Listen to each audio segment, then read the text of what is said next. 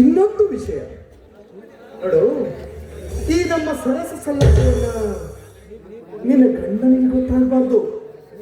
ಒಂದು ವೇಳೆ ಅವನಿಗೆ ಏನಾದ್ರೂ ಡೌಟ್ ಬಂತು ಅಂತಂದ್ರೆ ನಮ್ಮ ಪ್ಲಾನ್ ಎಲ್ಲ ಹಾಳಾಗಿ ಹೋಗ್ತದೆ. ನಾವು ಹೇಗೆ ಅವನಿಗೆ ಕಣ್ಣಲ್ಲಿ ಮಣ್ಣು ಹಚ್ಕೊಂಡು ಹೊಟ್ಟಿದ್ದೇವಲ್ಲೋ ಹಾಗೆ ಮಣ್ಣು ಹಾಕೊಂಡೇ ಬದುಕೊಂಡು ಹೋದ್ರಾಯ್ತು. ಹೌದು ಪೃಥ್ವಿ, ನಮ್ಮ ಪ್ರಣಯ ಪ್ರಸಂಗ ಯಾವುದೇ ಕಾರಣಕ್ಕೂ ಅವಿನಾಶನ್ಗೆ ತಿಳಿಬಾರ್ದು. ತಿಳಿದ್ರೆ ಕತೆ ಮುಗ್ದೋಯ್ತು.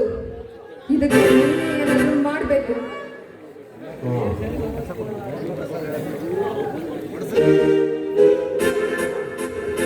ರೂಪ, ಒಂದು ಐಡಿಯಾ. ಇನ್ಮೇಲೆ ಅವನು ಕಣ್ಣಿದ್ದು ಕುರುಡನಾಗೇ ಬದುಕ್ತಾನೆ. ಅದು ಹೇಗೆ ಅವಿ?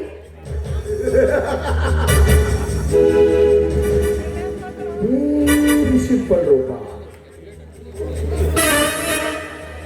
ನೋಡು, ಇದು ಕಣ್ಣು ಕಾಣದೆ ಹಾಗೆ ಮಾಡುವ ಒಂದು ಕೆಮಿಕಲ್ ಲಿಕ್ವಿಡ್. ಇದು ನೀರಿನಲ್ಲಿ ಒಂದು ಹನಿ ಹಾಕಿ ಕುಡಿಸಿದ್ರೆ ಮುಗಿದು ಹೋಯಿತು. ಕಣ್ಣಿನ ದೃಷ್ಟಿಯೇ ಹೊರಟು ಹೋಗ್ಬಿಡುತ್ತದೆ ರೂಪ. ಪೃಥ್ವಿ, ಇದಕ್ಕೆ ಅಷ್ಟೊಂದು ಶಕ್ತಿ ತಾಳು ಇದ್ರ ಶಕ್ತಿ ಎಂಥದ್ದು ಅಂತ ನಾನು ನಿನಗೆ ತೋರಿಸ್ಕೊಡ್ತಿದ್ರಪ್ಪ. ನೋಡ್ರಪ್ಪ, ಅವಿನಾಶನ ಕಣ್ಣು ಹೋದ ಮೇಲೆ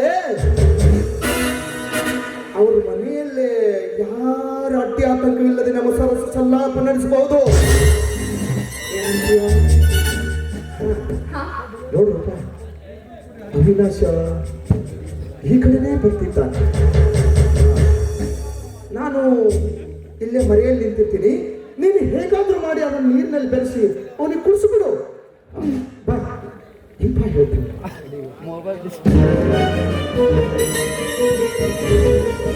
ಅಷ್ಟು ಬಾಳು ಸಾಕು. ಅವಿನಾಶ ಬಂದ ಮೇಲೆ ನೀನು ಕುಡಿಯಲು ನೀರು ಕೇಳಿಬಿಡು. ಇಲ್ಲೇ ಪಕ್ಕದಲ್ಲಿರುವ ಹುಡುಗನ ಹತ್ತಿರ ಒಂದು ಬಾಟ್ಲಿ ನೀರು ತರಿಸ್ಕೊಡು. ನೋಡು, ನೀರು ತರುವ ಹುಡುಗನ ಕೈಯಲ್ಲಿ ನಾನು ಇದನ್ನು ಬೆರೆಸಿ ಕಳಿಸಿರ್ತೀನಿ. ಆ ಹುಡುಗ ನೀರು ತಂದ ಮೇಲೆ ಅದನ್ನು ಹೇಗಾದ್ರೂ ಮಾಡಿ ಅವನಿಗೆ ಕುಡಿಸಿಬಿಡು. ಮತ್ತೆ ತಪ್ಪು ನೀನು ಕುಡಿದಿದ್ದೀಯಾ? ಹುಷಾರಾಗಿ ಹ್ಯಾಂಡಲ್ ಮಾಡಬೇಕು. ಓಕೆ ರಾಜಿ. ಅವಿನಾಶ ಬಂದ, ಹಾ ಸರಿಯಾಗಿ ಬಿ ಕೇರ್ಫುಲ್. ಓಕೆ